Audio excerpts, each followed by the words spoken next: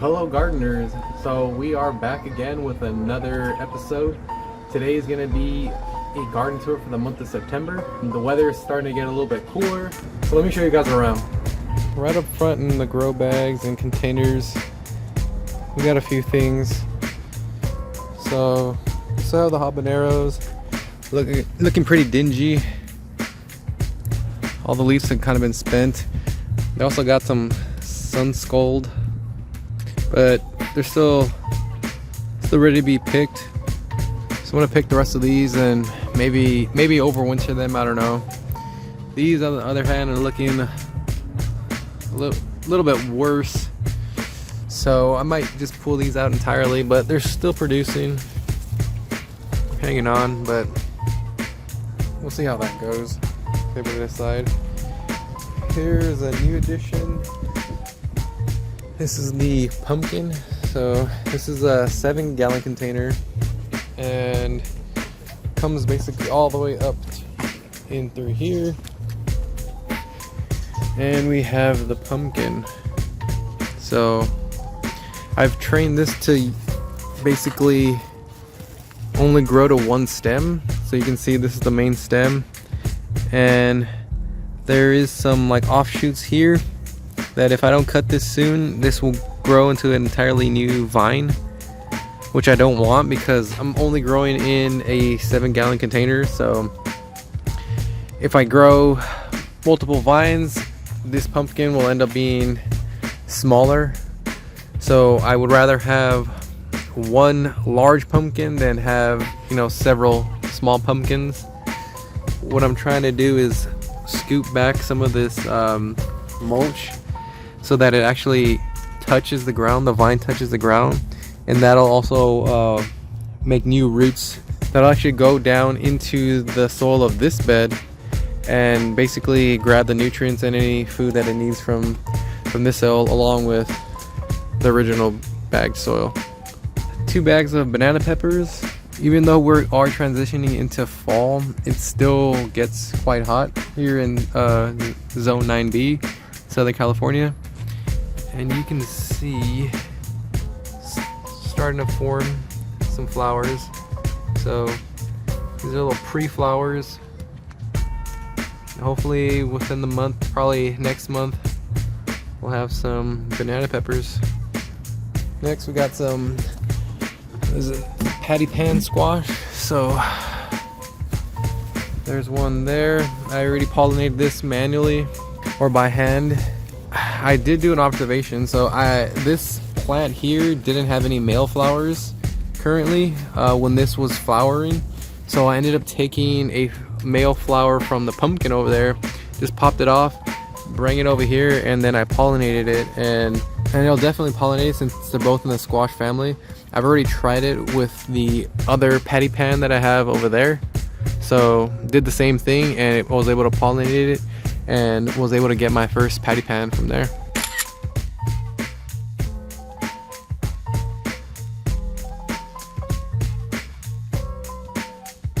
But this one's still not ripe yet. It's still green and it should get about 4 to 6 inches in diameter and then turn white. But I have 2 of these patty pans in here. As a matter of fact, here's the separate plant. It's a little smaller. It's kind of getting choked out, but I'm not too worried about it. And then right next to that, I have the Nasturtiums. This is the Empress. What is it? Red Empress, I think. Oh, Empress of India. So got a few flowers, 1 or 2. It's getting hit by some pest damage, but I'm not too worried about it. That's kind of why I planted this, to kind of divert the bugs to eat the nasturtiums rather than my squash over there. And here we got some atomic red carrots. So we got a few sprouts already. Same thing with these are some coral carrots. So now if you guys struggle to grow carrots, the trick is to keep the soil really moist. And what I did before they sprouted is I cut out these little pieces of cardboard that fit perfectly around the pot. So I watered quite deeply. Obviously the seeds, if you've seen carrot seeds, they're really small. So I scattered them about like at the surface level and maybe did a little drizzle of soil and then moistened it with like a soft spray, a soft mist of water. And then I went ahead and put this right on top. And each and every day I would come out, pull it out, see if anything sprouted. If nothing sprouted, gave it another quick spritz if it was starting to dry up, and put it right back. And I continued this process over and over again until I got a tiny little sprout. Once I saw one little sprout pop up, I removed the cardboard and waited for the rest to sprout basically. So that's the way I did it, and I've had success with in the past. But this is the first year that I'm gonna try and grow carrots in a pot. And then we got some royal radish. So already popped up a few.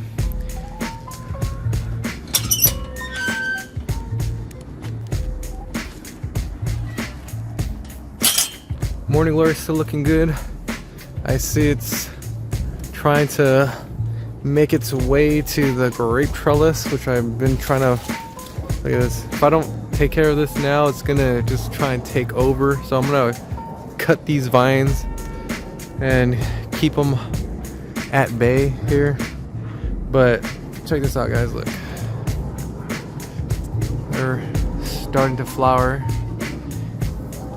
These little flower pods here. So here's some others that are almost about to bloom. So these are forgot the exact variety, but I know it's a blue variety. So hopefully all of these little nodes that you see here will bloom blue. It'll just be like a wall of blue just coming across.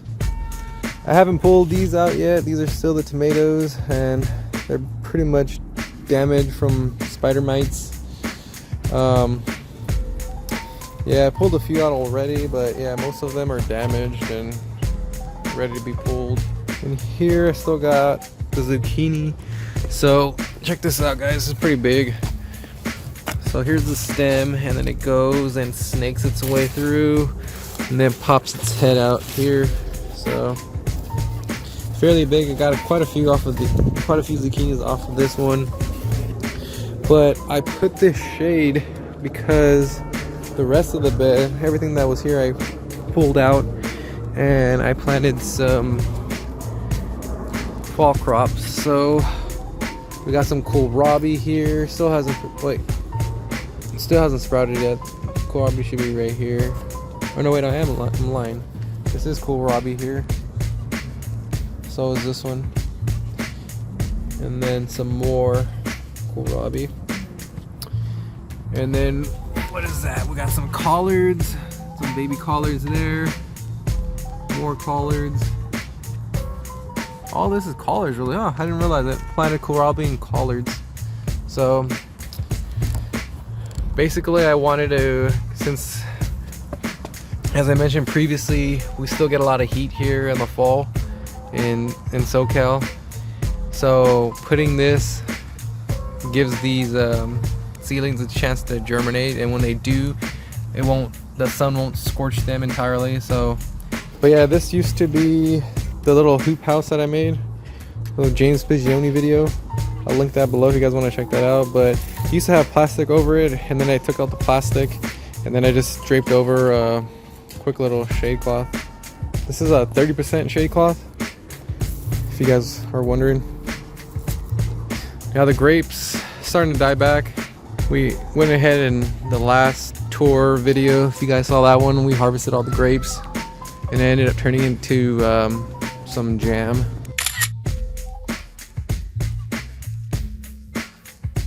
So I'll take you guys through here.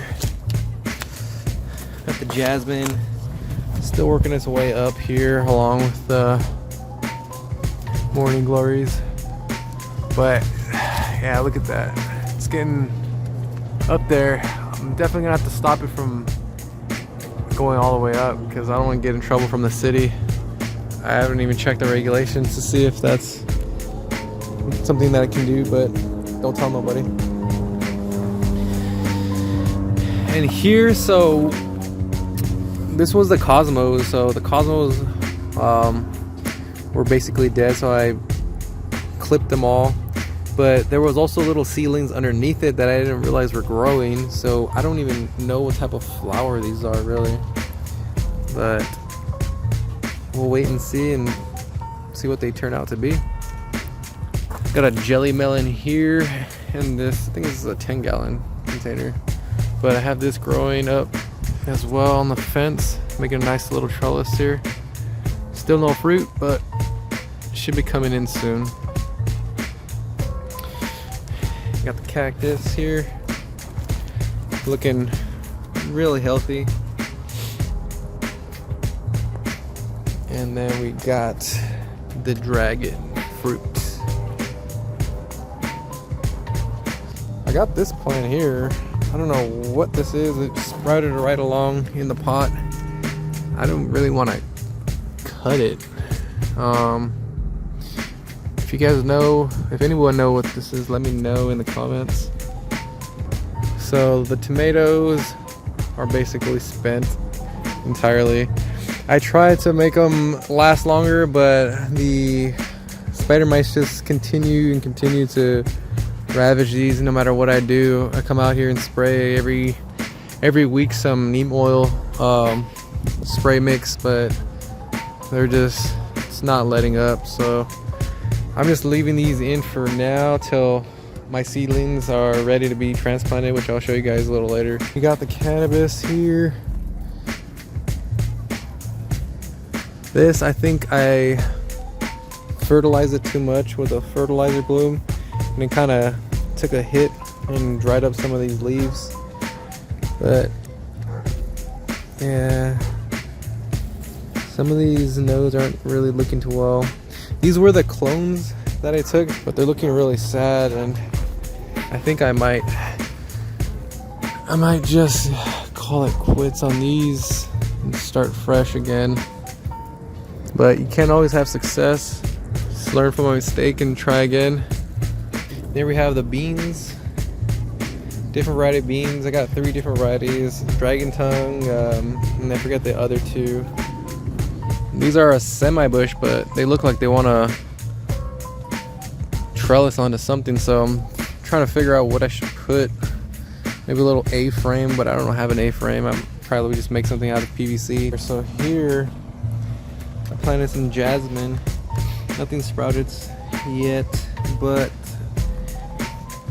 these are tiny little seeds. So the same concept of the carrots, when you have tiny seeds like that, you want to make sure that they're nicely moist and they aren't covered too deeply in the soil. So that's why I'm putting this board here on top of that. That'll keep the sun from beating down on the seeds that are literally scattered on the soil, and they won't dry them out. Then I cleared out this bed entirely, all the watermelon, pulled it out. Never did get a watermelon, so I'm sad about that, but we'll try next year. And then this is the Starfish Pepper. It looks like we're getting some blooms here. Still have yet to harvest anything off of this as well. This one got hit a while ago from the earwigs, but it made its way back, so I'm just letting it grow. And then here's a little piece of the watermelon that's left. So it was branching out to here, and it basically dug itself and rooted in this small little pot. So I was just thinking, hey, why not let it try and let it grow out. So I doubt I'm gonna get anything at all out of this little sucker here, but it's worth a shot. Once though my seedlings grow, I'm gonna probably pull this out and plant my seedlings here. And then tomatoes, spent all these tomatoes are spent basically. And squash, tiny little producers. Already showed you guys the pumpkin there. And here's some more jelly melon, the same thing that was in the pot, but this one climbed and made it to the top. So patty pan squash, so looking real healthy. Came in like what, every 2 weeks I've been doing a little application spray of neem just to keep down the aphids, because every so often I'll flip one of these and I'll see a cluster of aphids like that, and you don't want to let this get out of hand, because they'll multiply and decimate your plants. We got some rutabaga. First time I'm growing this. I don't even know what rutabaga tastes like, to be quite honest with you, but I want to grow it and see what it tastes like. What is this? We got more banana peppers here, and that one died on me. Oh, and then we got some mushrooms that are randomly growing that I'm just leaving alone. It's a good indication if you do have mushrooms in your soil that are popping out, that you have nice fertile soil, so there's nothing to really be worried about. And then we have a beet here. I've planted 4, only 1 sprouted, so I'm gonna probably throw in some more seeds here just so that we got an even harvest once it's ready. Basically, here is my little seed starting station. So I found this pallet right down the street from my house. I knew I was gonna use it for something, and this was the perfect solution. So it's basically just a pallet, 2 sawhorses. And the reason why I put this little piece of slab of wood down here was because the pallet and all the seedlings were uneven. So I have these little trays here, and I fill the bottom up with water in order for the plants to soak the water up basically from the roots instead of overhead watering. It's like a much better solution to watering that, you know, I've learned to actually use now.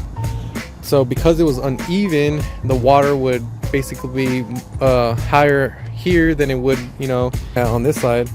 So to get an even watering, I just put that little slab. So if you do bottom water, you want to make sure that your surface is even so that there's an even watering. And now one thing about starting seeds though is you want to make sure that shade these. This is why I put seed station in between the 2 umbrellas. If I do know a heat wave is going to be happening that day, I'll just roll out the umbrellas and make sure they have ample shade. So I hope you guys enjoyed this quick little tour of mine. If you guys want to check out any of my other garden tour videos, they'll be right here for you to check out. And don't forget to hit the subscribe button down below. And as always, you won't get a harvest if you don't sow seeds.